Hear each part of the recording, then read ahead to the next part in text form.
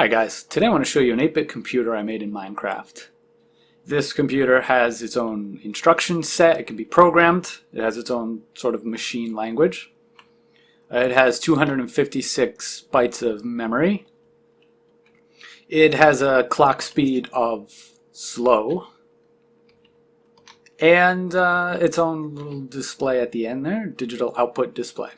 So let's take a look at what this thing is made of. So the light blue you can see running down the middle is the bus. And staggered along the sides of it are the registers, 8-bit registers. This one here is the program counter. This tells it what line of code is being executed. Here we have the memory address register, which tells it which byte of memory to read from. In the back you see the memory. And there's a number of other registers that can do some other things. This one here, this register in the middle, is the instruction register, which will take in the instruction and decode it.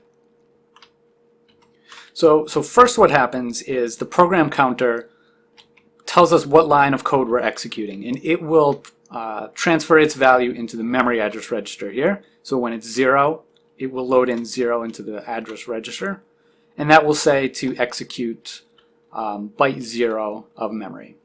Then the program counter will increment to 1, and then that will transfer into the memory address register, which will say to execute byte 1. Down here we have the decoder. This is the addressing decoder for memory.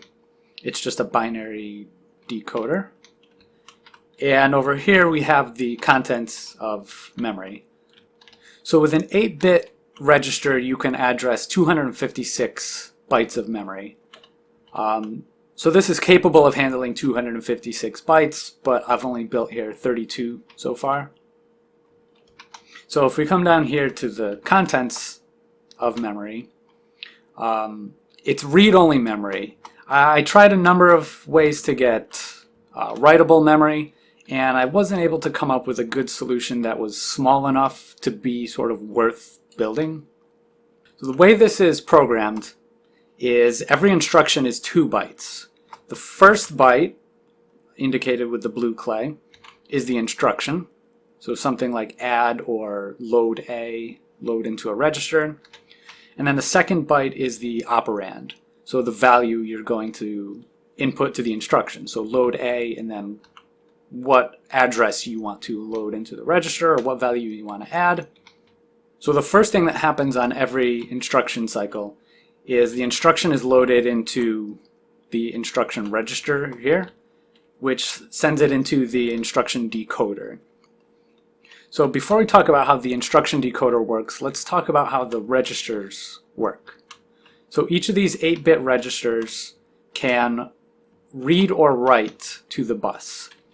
They can either write their value onto the bus, or they can read whatever value is on the bus and store it. And that's controlled with the set and enable lines. So if we activate the enable line, this register will output its value onto the bus. If we activate the set flag, it will store whatever value is on the bus. So to move data through the computer, we just control which registers are outputting their value onto the bus and which registers are inputting the value from the bus. And that's what we have over here. The output of the instruction decoder here just says which registers to output and which registers to input. So for example, program counter input, program counter output. There's also a program counter increment, instruction register input, instruction register output, memory address register in, out, etc. So that's how the flow of the computer is controlled. So let's take a look at the instruction set we have.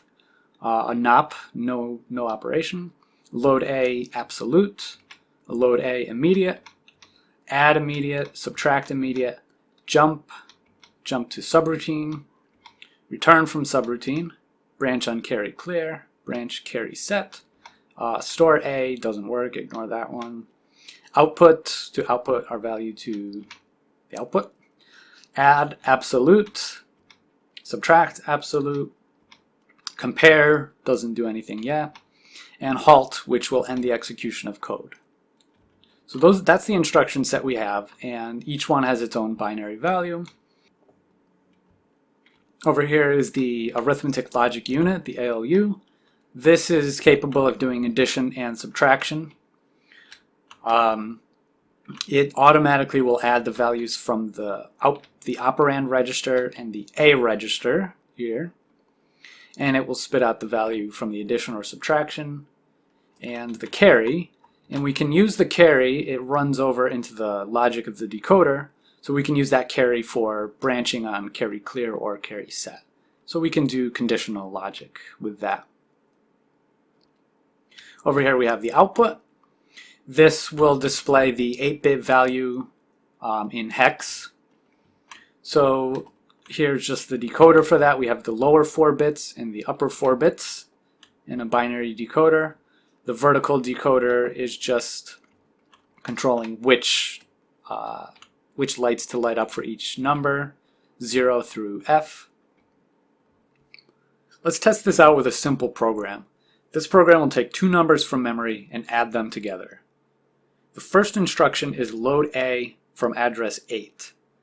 This will take the value we have stored at address 8, which in this case is 153, and it will load that into the A register. Next we do add from address 9.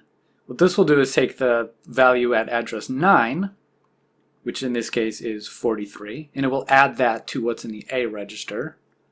So we should add the 153 and 43 to get 196. And 196 in hex is C4. So next command is out, which will output that C4 into the display. And last is halt to end the program.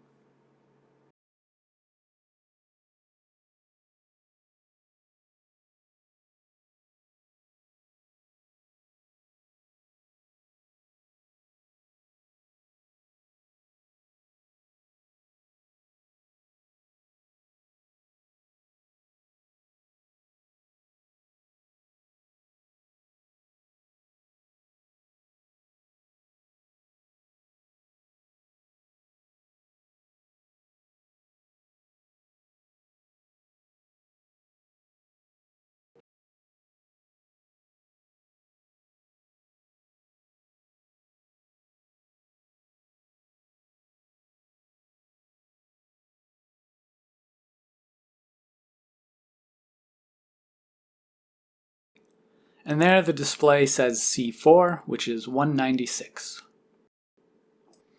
Okay, well that's all I wanted to show for now. Let me know in the comments if you'd like to see some videos going into more detail on how this works. And also if you have any ideas on how to do RAM in a compact way, let me know.